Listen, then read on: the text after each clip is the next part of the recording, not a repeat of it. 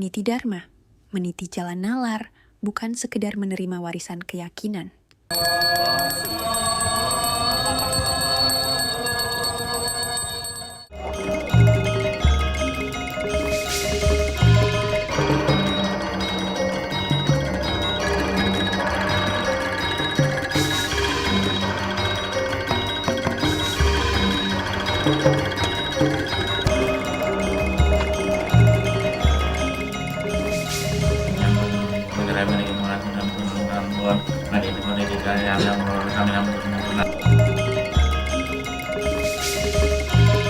Kerukunan itu memang semua itu kan ekonomi yang pertama, karena orang sini kan semua mempunyai lahan pertanian, jadi semua bertani ya ini, dan ajaran-ajaran orang tua itu memang takut walat ya, takut hukum karma.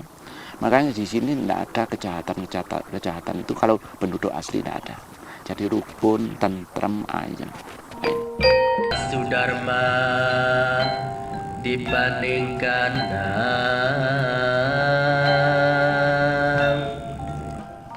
mampu menerangi sebagian belahan bumi di waktu siang hari.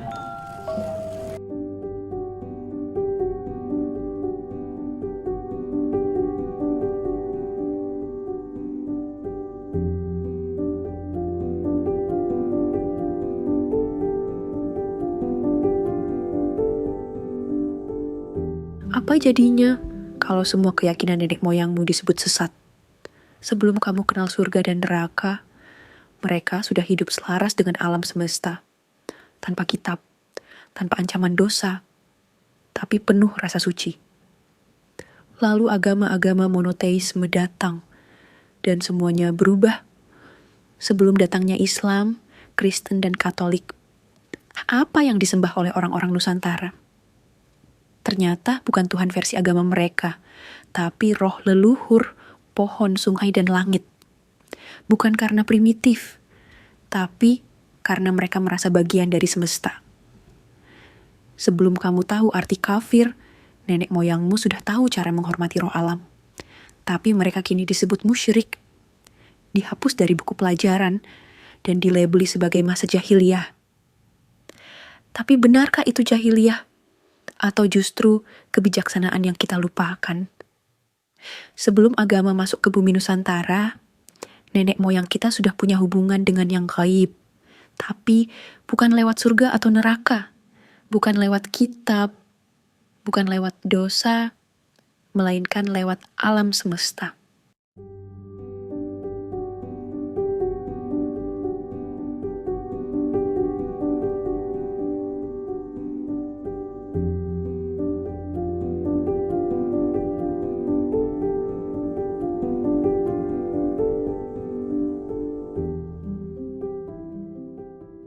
Sebelum masuknya agama monoteistik dari luar bumi Nusantara, Nusantara ini bukan negeri yang kosong.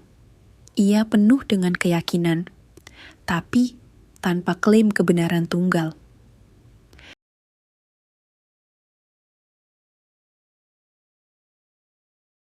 Kepercayaan asli Nusantara bersifat animistik dan dinamistik, yaitu percaya bahwa semua yang hidup dan ada di alam memiliki roh atau energi. Misalnya, suku Dayak menyebut petara, kekuatan yang tak terlihat tapi terasa. Orang Jawa mengenal Sangkan Paraning Dumadi, asal-usul dan tujuan hidup bukan dalam bentuk surga, tapi keseimbangan. Di Bali ada Hyang, roh leluhur yang disembah dalam bentuk harmoni, bukan ketakutan.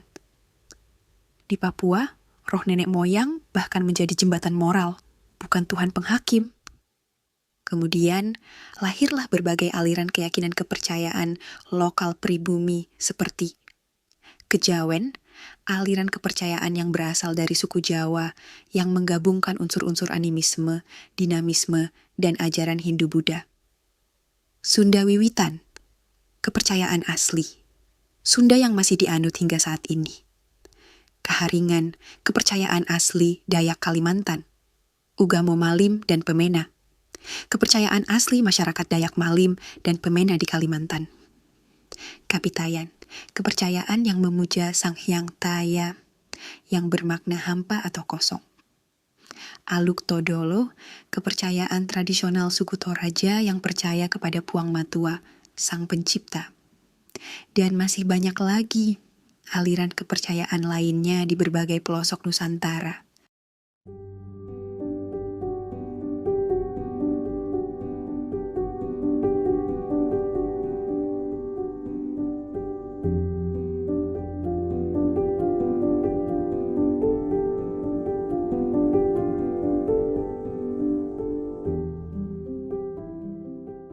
Tidak ada konsep dosa warisan, tidak ada penghakiman abadi, tidak ada Tuhan marah jika tidak disembah.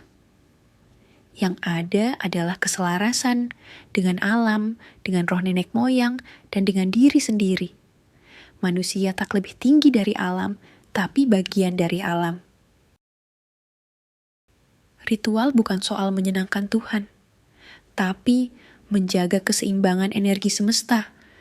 Bukan soal surga atau pahala, tapi soal harmoni dengan alam semesta.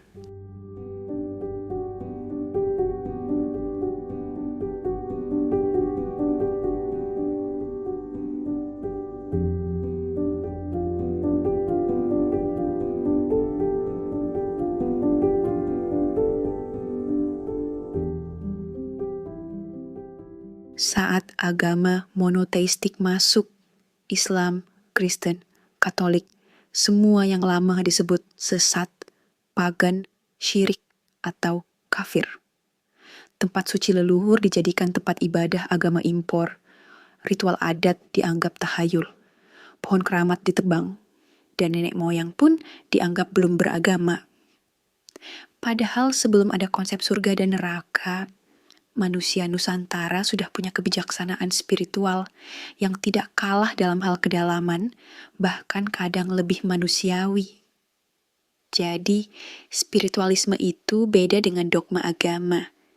Karena kebanyakan yang mengaku beragama nggak paham makna spiritual itu yang sebenarnya.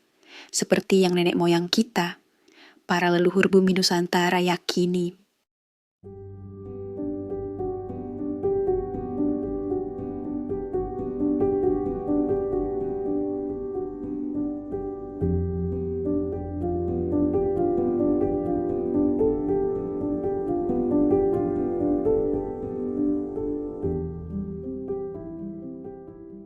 Spiritualisme yang sejati tidak pernah merasa perlu menghakimi orang lain.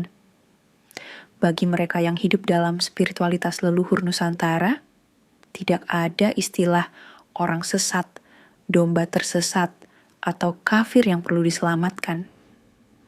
Karena spiritualisme bukan proyek penyelamatan, ia adalah perjalanan batin, dan setiap orang berjalan dengan waktunya sendiri. Berbeda dengan dogma agama yang sering membawa penganutnya merasa punya otoritas moral. Yang lain salah, yang lain di jalan yang keliru, yang lain kasihan nanti masuk neraka. Spiritualisme leluhur tidak mengenal konsep seperti itu. Mereka tidak terburu-buru menilai. Mereka hanya mengamati dan menyadari. Ketika melihat orang yang belum sadar akan pentingnya menghormati alam, atau belum merasakan hubungan batin dengan semesta, mereka tidak mencibir. Mereka mendoakan dalam diam. Karena mereka percaya kesadaran tidak bisa dipaksakan, tidak bisa dikhotbahkan. Kesadaran hanya bisa tumbuh jika waktunya tiba. Jadi, kalau kamu merasa spiritual, tapi sibuk mengajak, menggurui, atau menghakimi orang lain, mungkin yang kamu bawa bukan spiritualisme, tapi warisan dari dogma agama yang masih menempel. Jadi, sekarang kamu bisa membedakan kan? Dogma itu mendikte, sedangkan spiritualisme itu membebaskan.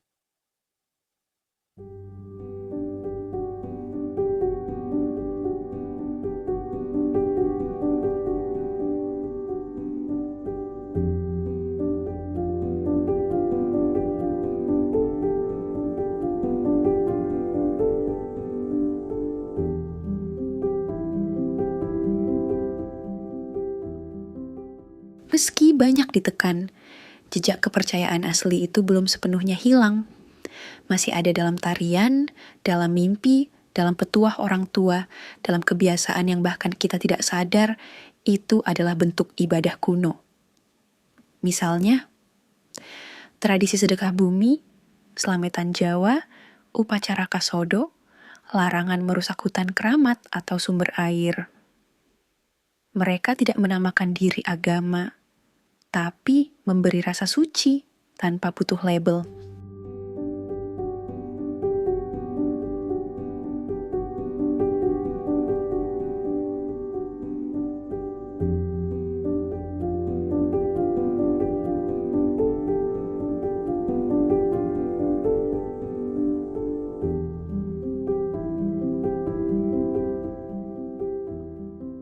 Jangan salah paham, ini bukan ajakan untuk kembali ke zaman dulu, tapi untuk mengingat dan menyadari bahwa sebelum ada agama-agama besar masuk Indonesia, sudah ada spiritualitas yang mengakar, tanpa kitab, tanpa dogma, tapi penuh makna. Dan mungkin justru disitulah kita lebih dekat dengan yang ilahi, karena kita tidak memaksakan namanya, hanya merasakan kehadirannya, dalam daun yang jatuh, dalam deburan ombak, dan dalam hembusan napas kita sendiri. Mereka tak kenal Tuhan Tunggal, tapi tak merusak hutan. Tak kenal kitab suci, tapi tak saling mengkafirkan. Mungkin sebelum kamu menuduh sesat, kamu harus belajar lagi dari leluhur bangsa ini yang sudah lebih dulu hidup dalam keseimbangan dengan alam dan harmoni dengan semesta. Kalau video ini membuatmu berpikir, like, subscribe, dan bagikan video ini. Kalau kamu percaya bahwa kearifan nenek moyang kita tak layak dikubur oleh dogma.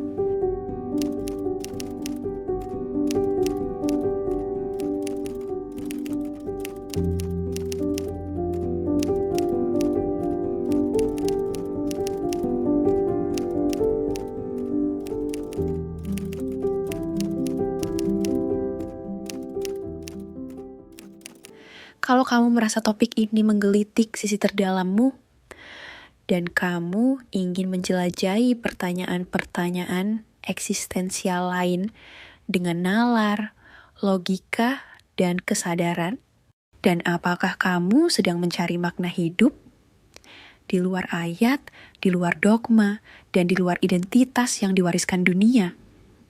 Jika ya, maka komunitas Cahaya Nalar mungkin memang tempatmu.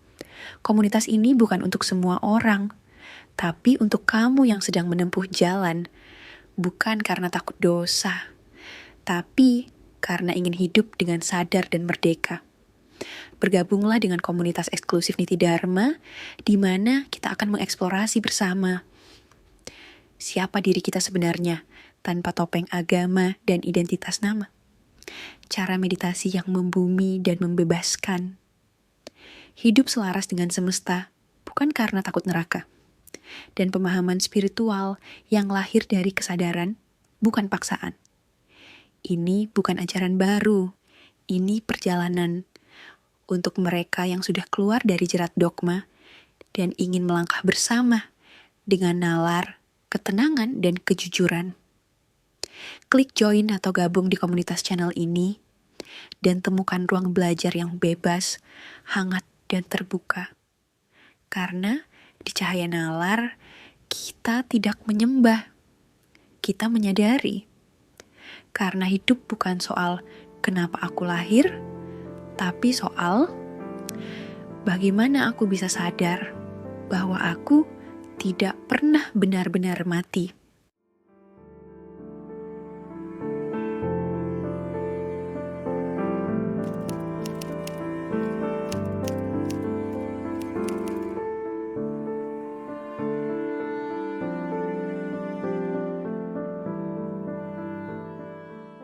Kalau kamu suka video ruang refleksi seperti ini, jangan lupa subscribe dan nyalakan notifikasinya. Sampai jumpa di video berikutnya, di mana kita terus belajar, bukan untuk merasa diri benar, tapi untuk jadi manusia yang lebih sadar.